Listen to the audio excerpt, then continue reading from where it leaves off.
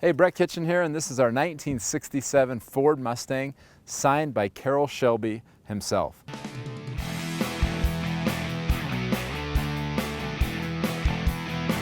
Fire up the Mustang and hope we don't get stuck.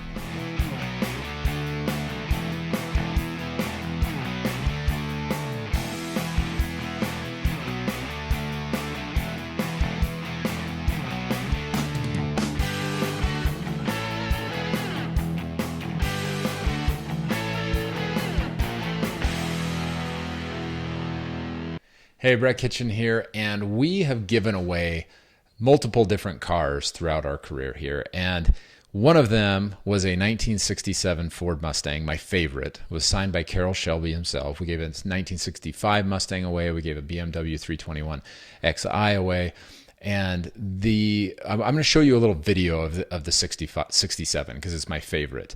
And then we'll come back to the point of this video, which is to say which one of these would you want as your retirement vehicle.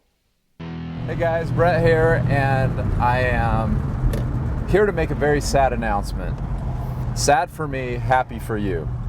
And the reason why I'm sad is because I love this car and I do not want to see it go.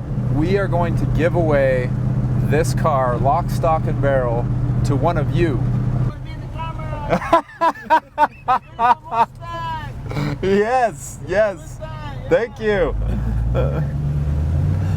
That's what I'm talking about. You can't pull up to a stoplight and not have somebody like wave or yell. I pull up to any place. I get out of the car at the store, and people come over and start talking to me about the car. So I love that attention, Ken, and now I'm not going to have it anymore. The Tesla just doesn't get the same response.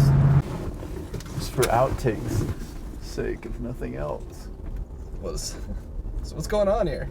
We don't know for sure, but I think I just ran the car out of gas. We were driving up a hill, and I gave it some gas, and then it kind of shut off on us.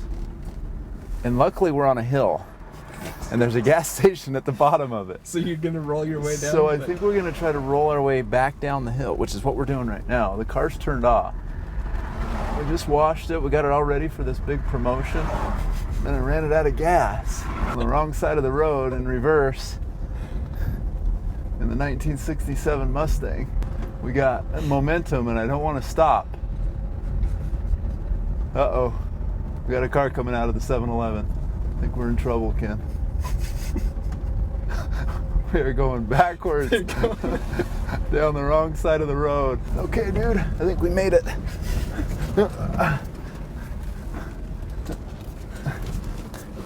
Oh, look at that. We just backed right in to the stall. Should we see if it starts? See if this thing will start. Oh yeah. Listen to that sucker purr. Maybe we're not out of gas after all. But I think we're gonna put some in just in case. I can't believe that just happened. All right, you saw there a little outtake. We're driving up a hill, ran out of gas, rolled the car all the way back down into the gas station. Skilled driver, obviously, to be able to pull that off. Anyway, it was a sad day when we gave that away, but it was also fun because then we got a 65 and then we were able to give away the BMW. But anyway, the point is, why do we love classic cars? Why is it that when I was driving that 67, everybody that I came up against next to him at the gas station or next to him at the stoplights or at the store, they would always comment on, "Oh, I love your car." It's because we love the classics. It's because they were built beautifully. They weren't convenient, right? I mean, it didn't even have cup holders. It didn't have air conditioning. It didn't have cruise control. It barely had brakes, had drum brakes that I was stomping on the brake to get it to stop. And so you have this appeal of the classics without any of the modern conveniences. And so it made it very difficult to drive that around in August out here because you're sweating to death. But it was still fun to drive, and I loved it. Now, on the flip side, when you look at the convenience of modern cars, they're kind of like, They look all the same, but they have some really nice conveniences. Even like one of my favorites is adaptive cruise control. So when you're going 75 and somebody's going 70 in front of you, you don't have to shut the whole thing down. It just automatically slows you down. Stuff like that is great, right? It makes the driving experience much more enjoyable. And so when we think about, well, what kind of financial vehicle do we want for our retirement? Do we want an old classic that is built well but has a lot of kind of clunky things to it? Or do we want the newest, latest, and greatest modern thing that may have some conveniences but doesn't do what the classics did really well? Well, my contention is you can get both. And you can get both using what we call income calibration. And within income calibration, it's not just about a product, it's a process that we take our clients through to identify different areas in their retirement life and calibrating their income so that it's there to provide that for them when they need it. There are times in retirement where statistically you're going to spend more, sometimes you're going to spend less, then it's going to go back up, you're going to spend significantly more in the later years. And this can be accomplished using a specific type of annuity that really is only, as far as I'm aware, available by maybe 2 companies in the entire world. And so if you look at an annuity, the old school annuity was clunky. It did one thing really well, which had guarantees, and that's what people would buy it for. But it had some real downsides, which was if you died, then you lost the rest of the money. And so that was a real problem. Kind of like the classic 67, it was nice, but had some serious drawbacks.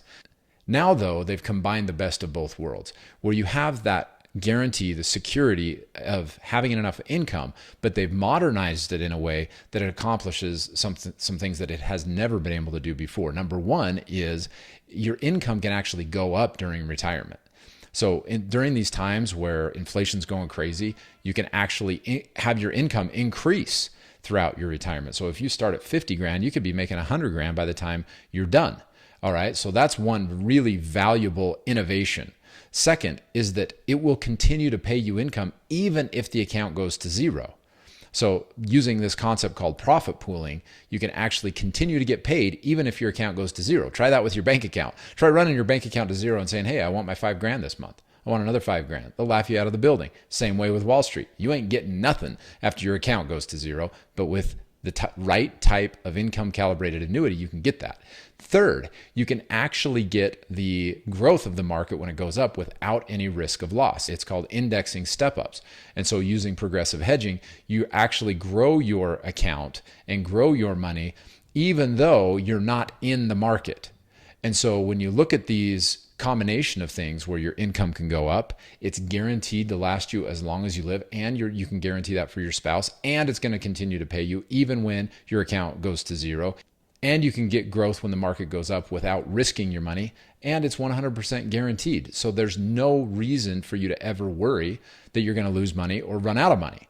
So when you combine those two things, one, the solid history of a classic car with the conveniences and technology and innovation of the new cars, you end up with the most ideal retirement vehicle possible. And if you want to see how that can actually play out in your own situation, you can request a income calibration blueprint. It's basically answering this question. Why would you not want a guaranteed income that is going to last you for as long as you live and will continue to grow even after you retire? Why would you not want that? If you can't answer that with a clear reason why that's not a good idea, then check out income calibration.